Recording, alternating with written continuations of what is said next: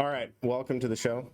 Very happy to have Matt with Alphanumerics here. We're going to talk about Bitcoin. We're going to talk about some altcoins. And the last time we were on the show was actually a year ago when we did Shitcoin Bingo. And we're going to revisit some of those. If you did take some of those trades, you're probably laughing on Shitcoin Bingo. But yeah, Matt, take it away. Thank you, Baloo. Thank you again for having me. It's been 12 months since I've been on YouTube, and the last time was, as you say, was with you doing the Shitcoin Bingo, which I really enjoyed. I thought it was a really great show. Welcome, everybody. Thank you for joining us today. We're going to have a great show today. Have a look at some charts. Have a look at some thoughts on Bitcoin. I wanted to have a look, if you don't mind, at Bitcoin, Ethereum, Sol, and Tesla, Meta, and Netflix, because Alphanumerics really came into its own on those 6 different assets, and be a great place to look. They're all popular. You know what they are. So, thanks, guys. Thanks just reading the chat. Lovely to see you, Blue. You look great there in Bali. Actually, I'll just point out Vietnam. one thing. Blue and I actually, Vietnam. Yeah. Blue and I actually met in Bali at the Tone Vases Financial Summit. We spent a week together, drinking beers and hanging out. It was one of the best times of my life. Yeah, it was sensational. So, Blue, take us away, brother. What are you seeing? Yeah, so this has been a macro move as far as I'm concerned. We've had nearly a year of accumulation. I can mark the accumulation. It's a little more extended, but it's more like this. It's about 270 days of accumulation here. I'm drawing a ton of comparison between what we saw in 2018, 2019, the capitulation of 2019 and the accumulation of 2019, and how we had a rally off of that level. Markets are not picture perfect. They don't match, but you can get a lot of similarities because the common denominator in markets is human behavior. And humans on a large data set are pretty predictable in terms of sentiment and frustration and just in the same way that you can capitulate down and give up on a position, you can capitulate into position as well. And I think that's what we're seeing here on Bitcoin. Lots of comparison to this bear market rally that was quite a substantial rally outside of the accumulation range. It was about a 200% move outside of the accumulation. And I think that's where we're at right now. I think we're in a bear market rally where people are frustrated. They don't really understand what's going on. The fundamentals are poor, and there's a lot of bearish things happening in the world. And people are pointing to the fact that, well, we have to reject off of a resistance line because of X, Y, Z, but we don't. And we just continue to rally. And then as we continue to rally, you get the reluctant market participants finally being like, well, shit, I guess we're going. And then they jump into positions and you get a continuation to the upside. So Alphanumerics has been a really good, it's been a very valuable asset in knowing what to do when in this market. And my favorite chart out of all of the time frames is the 3-day chart. I think the 3-day is absolutely perfect for Bitcoin. The daily can kind of paint a bearish picture sometimes, and it can kind of lead you to believe that maybe there's going to be a little bit of a drawback, or maybe there's going to be a retest, but then in certain market conditions, maybe that retest never comes. So, and the weekly's too high of a time frame. Most people aren't used to being able to handle the volatility of weekly candles. You make a call, hey, we have a weekly breakout, and then the next day somebody on Twitter says, well, hey, we dropped 10%. And it's like, well, I'm talking about a weekly chart here. You're going to have a lot of volatility in a weekly chart. So the 3-day is kind of the perfect time frame, and we've been on top of this 7 with this little recent pullback down to the 30, but if we're to follow what we saw back here in 2019, I think that we're just going to cruise along the 7, which on the daily time frame is the 21-day moving average. 21 has a lot of significance, but yeah, we just cruised along the 7 here on this on the 3-day chart, and I think it's a really solid chart for just measuring the actual momentum that you're seeing with Bitcoin. The EMAs, or sorry, the moving averages, we've stopped using EMAs. The moving averages are in bullish alignment. We have the 50, we have the 30, and we have the 7. I think we just cruise on the 3-day. on the 7 Yeah. rather. Mate, are you looking at the 3-day charts right now? Yeah. Is it? Yep. Could you put it back on the weekly for a second? Because I'm very much a weekly guy. I'm very much a weekly guy. So, and we want to talk macro at the moment. This is the key point to me. I got in at 17,777, which is for two reasons. It was the green diamond that I was anticipating. I actually had a buy order at 17,777 was my first initial buy. It was actually off, if you know Tone Vays and the MRI, there was an MRI support line across there as well. And that's exactly, it bounced beautifully off that. We pumped, and that was pre-Bali. That was about September or something, November last year. So I was 100% in at that point. But like I've joked about before, I've always, even though I say I'm 100% in, I can always find more money to go in. We bounced up about 30-40%, and I was looking really pretty when we were in Bali. And about the day we came back from Bali, the market really crashed with the FTX debacle, and that trade of mine, which I was 100% in, was underwater about 10% or something like that. But I wasn't concerned in the least. At 16,000, I bought about 25% more, bringing my average entry to 17,200, which I am still perfectly into today, 100% long. So in my spot account, I'm 100% long, and in my leverage account, I'm 8x leverage long from that position, an equal amount of money in both trades. So great trade. So what am I seeing right now? Am I feeling scared to get out or something like that? Nothing. I've got no predictions, because if you look at the weekly time frame right now, we are above every single moving average. There's 4 moving averages there on the weekly time frame. The 7, the 30, the 50, and the 200 are all there, and we are above every single one of them. And the 30 is also about to cross above the 50 as well, just indicating that there's a lot of momentum. Soon they will all be on the weekly time frame. They will be in order. Okay, from 7, 30, 50, 200 in order, with the price above all of them. At that point, there is nothing to do. There is nothing to fear. There is nothing else to think about. We are in the zone, the bullish zone. Forget about everything else. That's all you need to know. Are there going to be ups and downs throughout? 100%. But at that point, there's nothing to do. You should already be long, and you're ready to go. If you miss the move, there was the greatest entry I've ever seen, the greatest retest I've ever seen on any chart on the daily time frame on Alpha Numerics. It was so good that Tone Vays even mentioned it and called it on his live stream. If you go to the daily time frame, please, Baloo, and have a look at where the green diamond came in. It's a while thing the of wave beauty. was green. While the wave was green, we got a daily green diamond pull back into the wave. And it should be right there at the bottom. I can't see the screen. Sorry, is it come up there? Yeah, lovely. it's there. Look at that. That was your throwback retest. I've never seen anything that good before on any chart that looks that good. That'll be textbook for me. And when I write a book in 30 years time, I'll include that chart right there. 30 years. Come on. Well, get it out. It's got to take a while. Chat just GPT if I finish it the up. stream, yeah. So just that if you think about what that was, we moved from a red wave that lasted a long time to pulling up. Think about the wave turning. The worm had turned. The wave turned green. We shot up.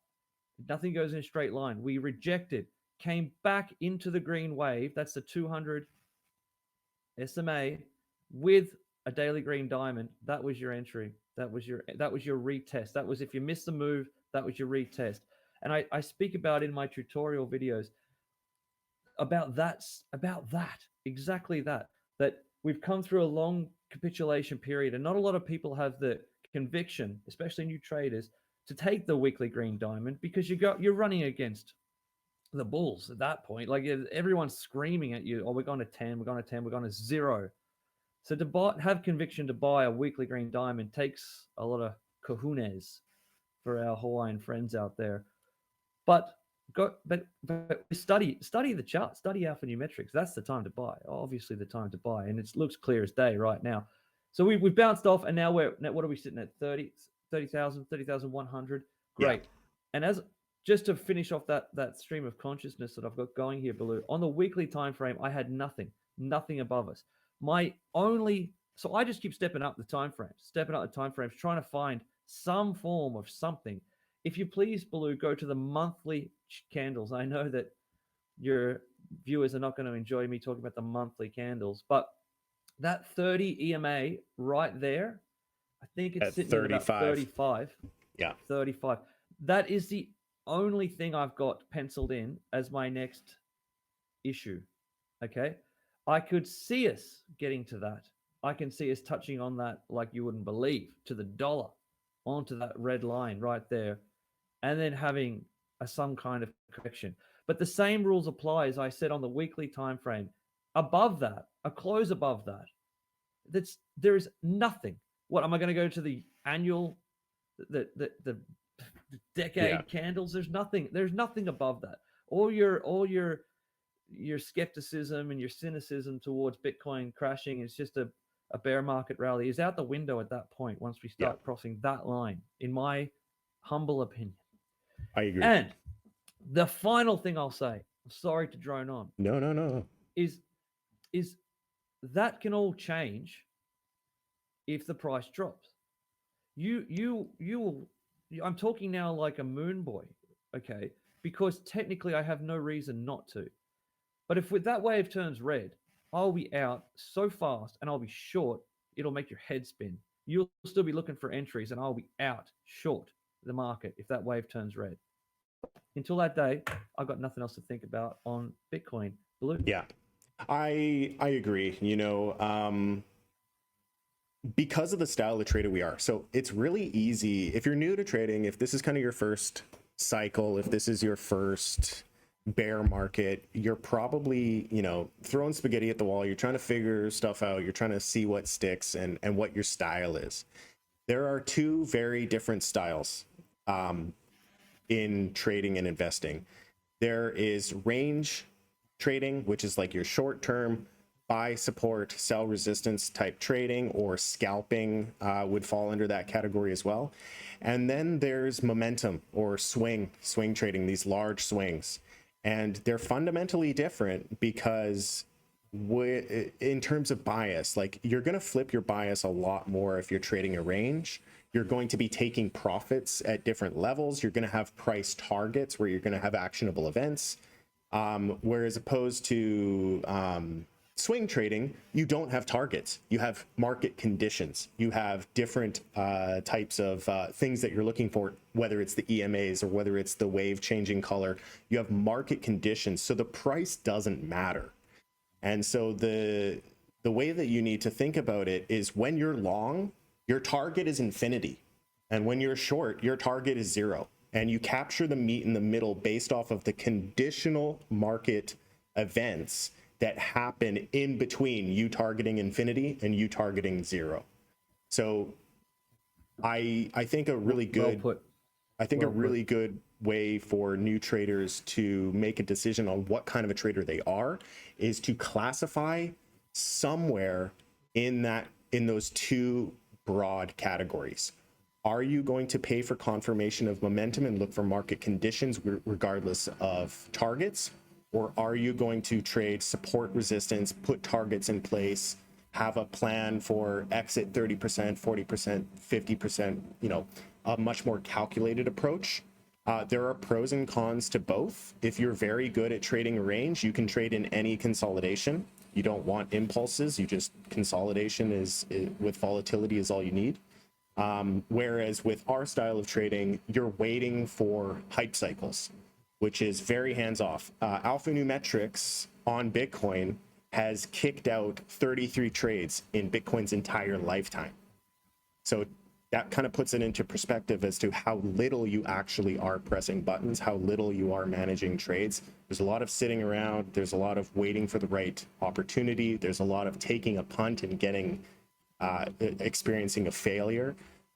but those big swings kind of make up for a lot of it. And it's a very hands-off method. You know, like Matt, you work an obscene amount in your other life outside of crypto, and the only reason that you're able to do that is because of your trading style. And I like to, you know, enjoy my life. I like to travel and experience different cultures. So I don't want to be glued to a computer screen, flicking on CNN, flicking on whatever to get kind of fundamental narratives on a daily basis so that I can try and scalp out a few percentage points. So it's a very good style. I like alphanumerics a lot. As a lot of you would know, I come from a heavy Wyckoff background. Wyckoff is great, but it's very subjective and it's hard to teach, which is why I've really flipped and started to push alphanumerics more, because you just need to learn how to read alphanumerics, and it tells you what to do. It tells you when to buy, tells you when to sell, tells you when to take profits, tells you when to dip buy.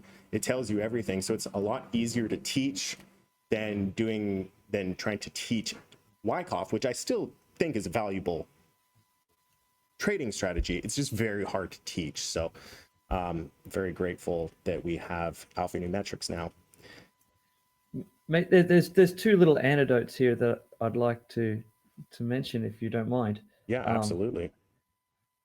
I know that you're a big fan of Reminiscence of a Stock Operator from Jesse Livermore's story, and I'm always reminiscent of the story when the old bull trader is you got the tip from the young trader to buy a certain stock. He said that I've got a hot tip for you, buy this stock, and he buys it, and the stock rises in price. He said, "Hey, sell that stock now, sell that stock." He's like, "No, I'm not selling the stock." He's like, "You must sell the stock. I gave you the tip. What the hell? I gave you the tip. You've had a great trade. It's going to drop." And he says, "My boy, it's a bull market. Yeah. It's a bull market." The worst, and what he's referring to there is clear as day on the S&P 500 on the Bitcoin chart. If you zoom out far enough, the chart is vertical.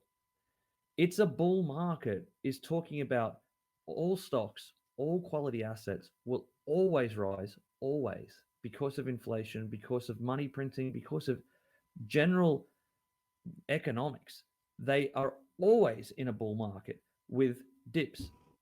So if you get in off a weekly green diamond or a stock on a monthly green diamond, the worst thing you could possibly do is give up your position. I don't want to give up the position. I get text messages every day from people. Did you get in that trade last night? The price moved $1,000. Did you get in? Did you get the move? I saw the move. I saw the setup. I saw the 1 hour candles. I saw your 4 hour candles. I saw all your moves. I've been in since 17. Yeah. I don't want to get out of that trade to get these scalpy trades. No, there's no point in getting cheeky with it. When you start to, because the entry is so valuable from an emotional point of view. You can compound, like you can ride an impulse, sell it, try and get a retracement, buy it. You can try and do that. And if you're actually able to do it, you will compound that account very, very quickly. But the trade-off is risk and emotion. The amount of emotionally charged energy that you're going to have trying to do that is blinding. It's sick. It's a disease. It's going to hurt you. It's going to actually hurt you. Nailing an entry and then just chilling while everybody is, you know, frantically trying to decide, well, do we keep going? Like, what is it going to be, an impulse? Are we going to get a correction, impulse correction? We're in. We're chilling. You do nothing. You just wait. And the money comes. I would wait. I would like to be in this position for 10 years. Ideally. That's the way I'm thinking. Yeah, you know, like I don't want to sell it. I never want to sell this position. Right. But I will. Yeah. I will. But only when the conditions are met. And for the alphanumerics files in the group, you'll know when it's coming. You could wait. You could trim the position 10%, 20% on a 3-day red diamond. You could sell half the position on a 3-day bearish cross, and you could close the position out completely when the wave turns red. But until then, I'd have no interest in selling the position. I think I've hammered that point home. The only thing I will say is I don't want to just speak to the people who did get in off the. I was just going to ask you. Yeah. I was just going to ask you Great this. segue. So, What do you do now if you did nothing? What do you do now if you did nothing? I'm hearing you. I'm hearing you. I believe that we're in, and Fibbo Swanee, who you may be familiar with his work. I think he's a fantastic analyst, one of the best ones on Twitter. If you look him up, Fibbo Swanee, he's a Fibonacci guy.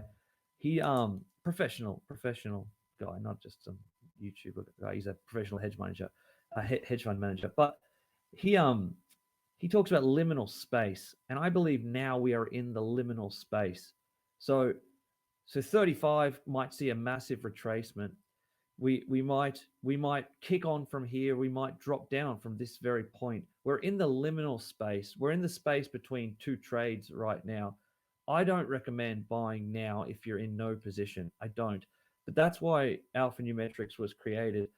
If you wanted to get in, that daily throwback with the green diamond on the daily, I don't think we'll get another one of those again, because they're hard to come by. They're quite rare to get a green diamond on a daily time frame while the wave is green. Very hard to do, especially because the wave keeps moving up in time. But I would click to the 4-hour time frame, and Baloo, if you wouldn't mind doing the same. I'd be looking, if I didn't get in, there's no reason not to be looking for a buy with inside that green wave. And if you're lucky enough, a green diamond on the 4-hour time frame inside that green wave. Why do I push this as my methodology? First of all, it constantly returns to back inside that wave. Okay. Every position you enter, that the moment you enter the trade is the worst part. Okay. Unless you get really lucky with a V-shaped bottom, you get a flash crash, green diamond, you buy, and it spikes up and you're in profit within the first 10 seconds. That's more of lucky. Don't be fooled by randomness. Try and have a system. So why would I buy now? Why would I buy now? I wouldn't. I would wait till we return to that wave. That wave is chasing up the price, and we'll continually re-enter that all the way up. If we stay in this bull market for 4 years, we'll re-enter that green wave 30 times on the way up. Okay, so that's where I'd be looking to enter. But the most important thing is, and if I can keep my train of thought correct, every trade you make is 50-50 by the time you enter it. You don't know. The minute you enter it, you might be underwater for a week, 2 weeks, a month by the time you enter the trade. You don't know, right? But we want to define where is our stop loss or where's our exit point. So by entering the trade right now, the point of no return is down at like 25,000, 23,000 or something. We don't know yet, but it's way down below. So there's a massive gap. There's a $5,000, $6,000, $7,000, $8,000 gap between where I'd think that this is no longer a bullish trend. That's too far. That's too far for me. I want to enter a trade where the margin for where it's so counterintuitive, because when the market crashes, everybody's thinking, it's going down. Where I'm watching it going down while the wave is green and thinking we are getting so close to the point where where the bear market happens, but it hasn't yet. This is the perfect time to buy, because there's only $1,000 gap between my entry and where I'm happy to admit I was wrong. It's a small gap. It's a fantastic mentality. When we jump up and we're so far above all the EMAs and above the green wave like this, my thought of where the end of the market is a huge gap. It's the wrong entry. Does that make sense, Baloo, what I'm talking about here? Yeah, in the sense that once your position is safe, you have the ability to just watch the market react. And if we experience a big, large move down, you're more than likely not going to experience a loss. Is that what you're saying? Why do the smart traders, like the professional traders, not the amateur traders, why are they always, when there's a massive, you'll see it in every single chart, the price will jump 20% in a day and all the good players are shorting? Why are they doing that? Why are they doing counter all the time? It's because we've moved so far. There's a gap between where the trade is no longer bullish. So imagine it at under $23,000, the wave might turn red. So we're no longer interested in this as a bull move. But at 25,000, I'm super interested because there's only a small gap between where I'm no longer bullish and where I'm still 100% bullish.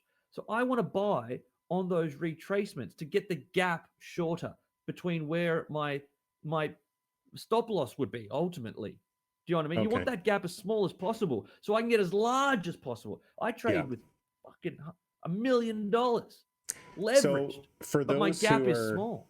So for those who are looking at the charts and they're trying to identify that pivot point between, okay, you know, yes, we want to close the gap from the transition of my bias. Right now I'm bullish and there's a line in the sand where you become bearish. How do you identify that line in the sand?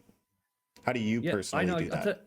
Me personally, please go to the weekly time frame, my friend, and go into alphanumerics settings on the weekly time frame and go plot. See that plot lucid SAR? Click that on. That's where my bias changes. So I want to buy. See those little dots? See those little dots there? Yeah. If that hits those dots, that wave's going to flip red. Okay. So the nearer we are to that dot is where I want to buy. I want to buy as close as possible to that dot because if it hits that dot and breaks that dot, I'm out. I'm short. Not only out, I'm short. So the current weekly candles dot is at 23,400. So if price goes below 23,400, I'm short. You're short. You close the position. And you're short. And I'm close. At least I'm out. I'm out. Yeah. Let's forget about short. That's for sure. Pros. Yeah. I will close my 17,200 position and be pissed off. Yeah. Fucking pissed off. But I've made a great trade. I would have made a 60% move on the trade. Remember, I'm 8x leveraged as well. So heaps of money. Now, do you ever trail a stop loss? Do you ever trail a stop loss based off of the SAR? The SAR is trailing it. So every single week it'll reprint higher and higher and higher. It trails itself. Right. But if your line in the sand is for this week of candle 23,400, why do you choose not to place a stop loss there? I'm sure some viewers would like to know. Well, I mean, I could, but yeah, I'm pretty. I'm not trying to stump you. Like, even though, just no, I would imagine that the reason you do is shit's volatile and you want to do it manually. I don't want it to get hit. I don't want to. I don't want. Yeah. And I don't deal in. I don't deal as exact as. You'd be surprised how little I do trading wise. Yeah. And you'd be. It'll blow your mind that everybody watching this right now is trading and doing way more analytics than I'm doing and fundamental research that you're all doing more than I am. You're doing so much more. And I'm not to say it's wrong, but I'm just saying that alphanumerics gives it to you. It's right there. That's my line in the sand. That's where I'm out. And just to reiterate that additional point that I was just making, when we come back inside that wave and we're hitting those diamonds, like if you look at the daily time frame, it won't work. Don't change to the daily because it's all compartmentalized into its different time frames. But on the daily time frame, when we came back and we hit that daily green diamond, some of the Coinbase charts or the Binance charts, it hit that lucid SAR. But on the index chart, it did not, which is what I use. I built this off the index chart, so it's specific for the index charts, right? So it didn't, but it was within like $500 of being out. So me as a trader, if I wasn't already in, I could have gone 10x with $1 million at that point because I knew where my stop loss was going to be. I knew it. Even that's why Tone pointed out in his show. He's like, "This is it. You've got it here. You've nailed it. The wave is green. We're looking for diamonds." So that's the point. The long story point. That's pretty high end stuff. I hope that it came across. It came across well. So we're very far from those. We're from 23,000 to 30,000. There's too big of a gap for me to get leveraged long at that point. I'd be looking for retracements. Okay, that is all the time we have for today. So huge thank you to Matt. I know that you're extremely busy these days, so I really appreciate you hopping on the stream.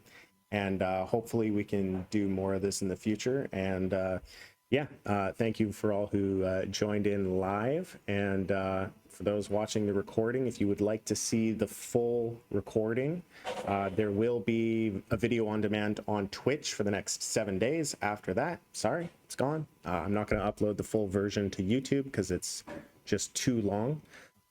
But yeah, thank you all for joining in. Don't forget to like and subscribe.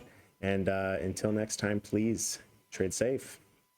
It is a jungle out Thank you, there. guys. Matt, thank you again. Thank you. Thank you, Bye-bye. Baloo. Thank you, everybody. Thank you.